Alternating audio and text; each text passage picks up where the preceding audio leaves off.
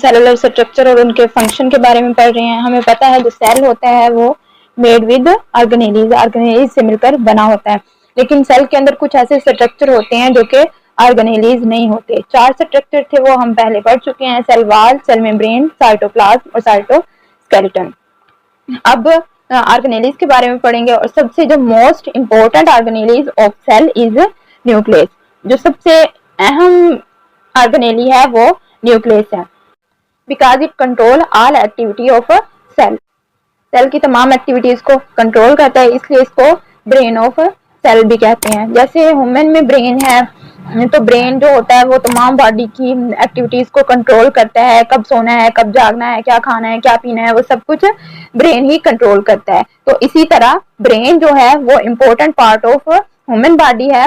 इसी तरह जो न्यूक्लियस है वो सेल का मेन कंपोनेंट है। इसके बाद इसकी लोकेशन को डिस्कस करते हैं। जो न्यूक्लियस होता है वो कहाँ पे पाया जाता है, तो ये न्यूक्लियस यूकैरियोटिक सेल में मौजूद होता है। प्रोकैरियोटिक सेल में न्यूक्लियस मौजूद नहीं होता, इसके लिए हम एक वर्ड प्रोमिनेंट इस्तेमाल करते हैं।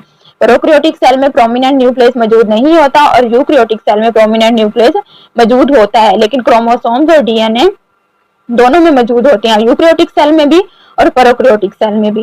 लेकिन प्रोकैरियोटिक सेल में वो मेम्ब्रेन से बाउंड नहीं होते बल्कि डायरेक्ट साइटोप्लाज्म के अंदर प्रेजेंट होते हैं, लेकिन यूकैरियोटिक सेल में वो एक मेम्ब्रेन के अंदर बाउंड होते हैं।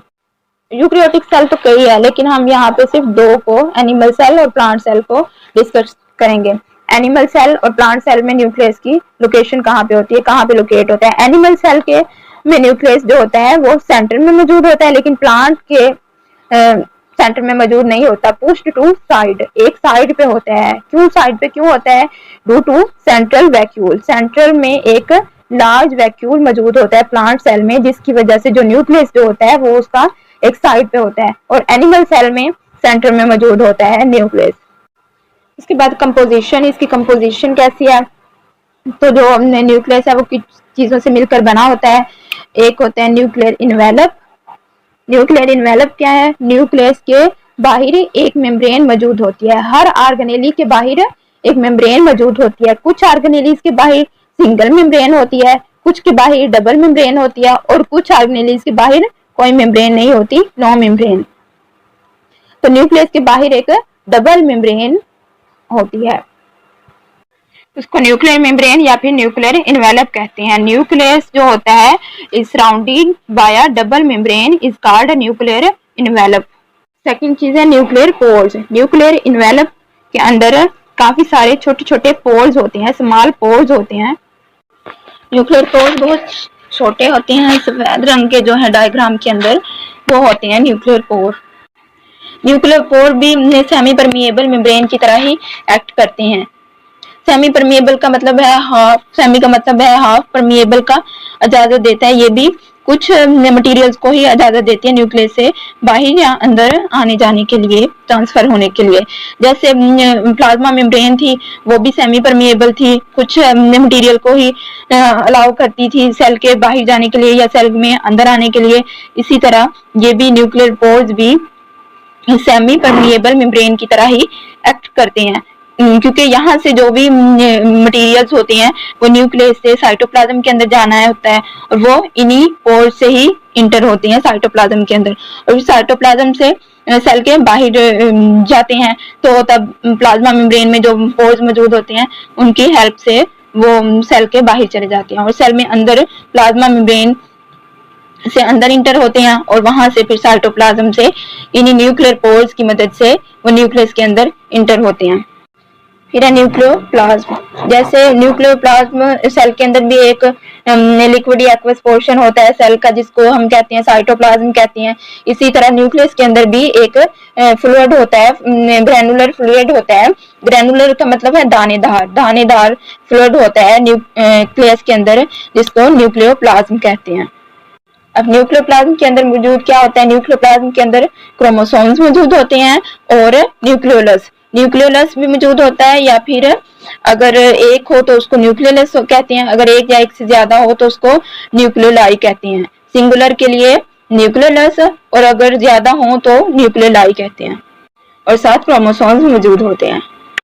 अब न्यूक्लियस और क्रोमोसोम्स के बारे में देखते हैं। न्यूक्लियस जो होता है वो डार्क स्पॉट होता है। न्यूक्लियस के अंदर जो डार्क स्पॉट होता है उसको न्यूक्लियस कहते हैं। जैसे सेल के अंदर न्यूक्लियस होता है, दरमियान में डार्क कलर का होता है, और उसके अंदर न्यूक्लियस के अंदर एक और डार्क स्पॉट होता है जिसको न्यूक्लियस कहते हैं। और न्यूक्लियस में क्या होता है, न्यूक्लियस में आरएनए बनता है, राइबोसोमल आरएनए बनता है। अगर सवाल आ जाए कि आरएनए कहाँ पे बनता है, तो आरएनए न्यूक्लियस में बनता है। न्यूक्लियस में नहीं बनता, न्यूक्लियस में बनता है। फैक्ट्री भी कहा जाता है इसको, आरएनए की फॉर्मेशन की या सिंथेसिस की फैक्ट्री भी कहा जाता है न्यूक्लियस को।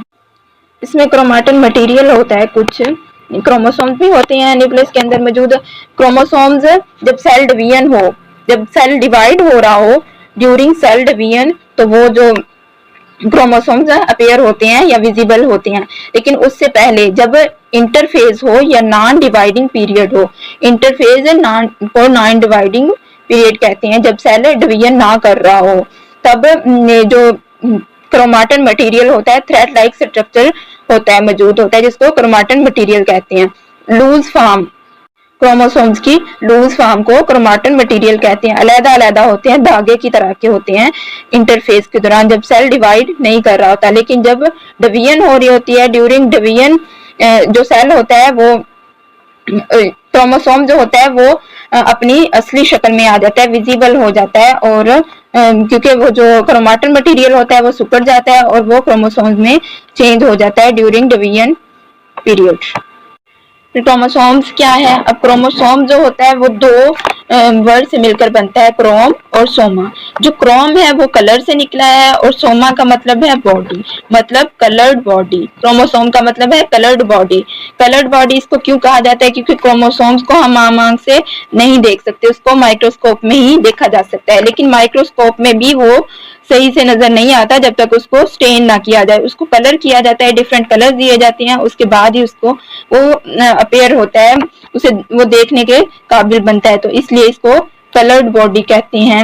रंग देने की वजह से ही इसको क्रोमोसोम्स का नाम दिया गया है। क्रोमोसोम्स किससे मिलकर बनता है? क्रोमोसोम की कंपोजिशन क्या है? तो क्रोमोसोम्स प्रोटीन से मिलकर बनता है और डीएनए सिर्फ एक प्रोटीन से ही मिलकर बनता है, एक टाइप की प्रोटीन से ही मिलकर बनता है क्रोमोसोम्स। वो प्रोटीन कौन सी है? Histone protein. और डीएनए से मिलकर बनता है क्रोमोसोम्स।